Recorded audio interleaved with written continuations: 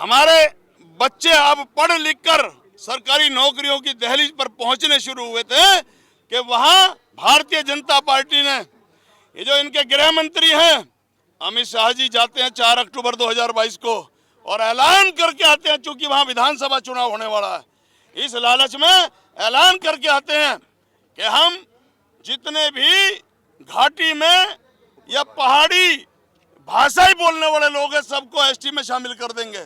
तुम्हारे बाप का राज है क्या?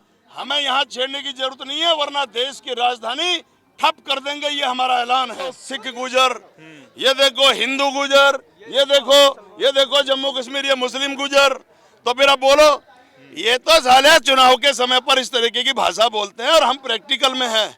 और आप ये कश्मीर मेरी बिरादरी की शहादत और कुर्बानी की वजह से ये हिंदुस्तान का हिस्सा है, वरना ये कब का पाकिस्तान में मिल गया होता। जंतर मंतर पे इसलिए आए हैं कि इस देश का भोला भाला और राष्ट्रभक्त गुजर, जो देश की सीमाओं का प्रहरी है, जो घुमंतु यायावरी जीवन जीकर अपने बाल बच्चों का लालन पालन करता है, उसको ये चंद्रशेखर जी अपने शासनकाल में इनको अनुसूचित जनजाति में शामिल करके एसटी का आरक्षण देके गए थे।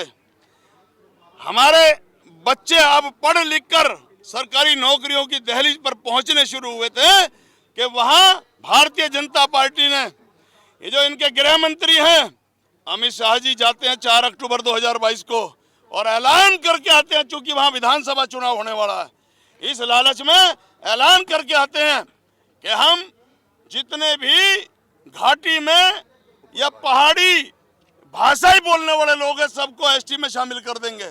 तुम्हारे बाप का राज है क्या?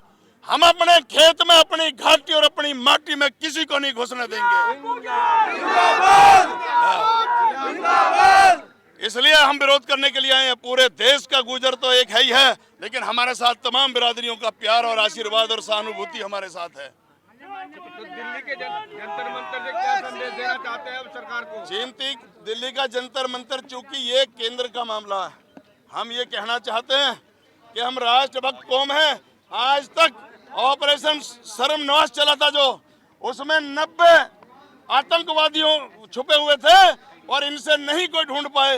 हमारे गुजरों ने अपने हाथ में और हमारी वीरांगनाओं ने, हमारी माँ बहनों ने अपने हाथ में हथियार लेकर के 86 आतंकवादी ढेर कर दिए थे वहीं पर। तो हम ये कहना चाहते हैं कि हम लोगों को प्रोत्साहन करने की बजाय हमें हतोत्साहित मत करो, हमारा दमन और उत्पीड़न मत करो, वरना तुम्हें लाले लेने के देने पड़ जाएंगे।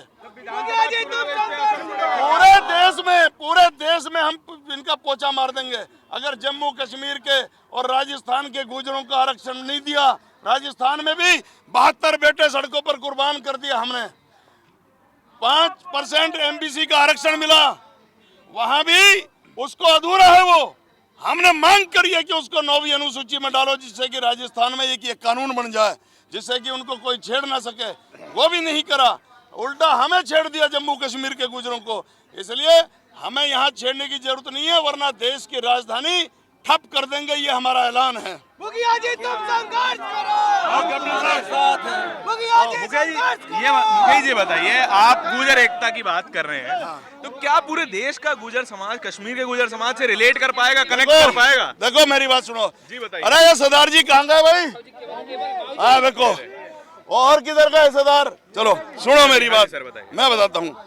हम लोग इस्लाम धर्म को भी मानते हैं, हम सिख धर्म को भी मानते हैं। भाई सरदार भाइयों गुजरो इधर आओ। हम लोग सिख धर्म को भी मानते हैं, हम हिंदू धर्म को भी मानते हैं, और असली जो हमारा धर्म है वो राष्ट्रभक्ति हमारा धर्म है। हम तो बिल्कुल सेकुलर समाज है, हम सभी को मानते हैं।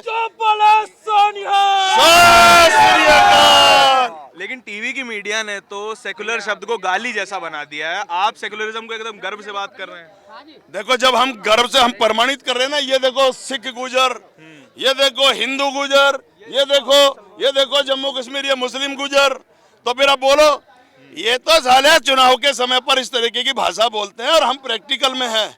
और आप ये कश्मीर मेरी बिरादरी की शहादत और कुर्बानी की वजह से ये हिंदुस्तान का हिस्सा है, वरना ये कब का पाकिस्तान में मिल गया होता। धन्यवाद। देखिए मुखिया जी जो है वो सारे धर्मों की एकता की बात कर रहे हैं, न सिर्फ एक जाति की।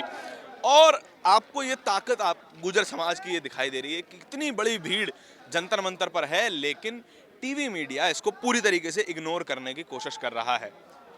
गुजर समाज के और जो भी शोषित वंचित समाज है उसकी आवाज़ आपको कभी भी टीवी मीडिया पर सुनाई नहीं देगी। उनका आरक्षण छीना जा रहा है और अलग अलग समाजों को एसटी आरक्षण में शामिल करके, जो कि कथित सवर्ण समाज है, उनको जो है एसटी आरक्षण में शामिल करके उनका राजनीतिक आरक्षण खत्म करने की ये कोशिश है, ऐसा इनका कहना है।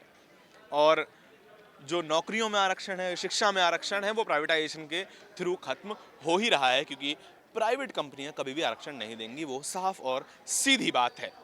आपको क्या लगता है कि क्या असल में यही कहानी है या फिर इसका मकसद कुछ और हो सकता है?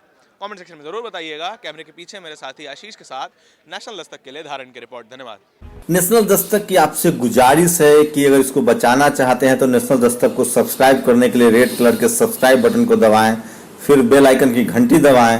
नेशनल दस्तक को बचाने के लिए बहुत जरूरी है कि हर खबर को शेयर करें, लाइक करें, कमेंट जरूर करें।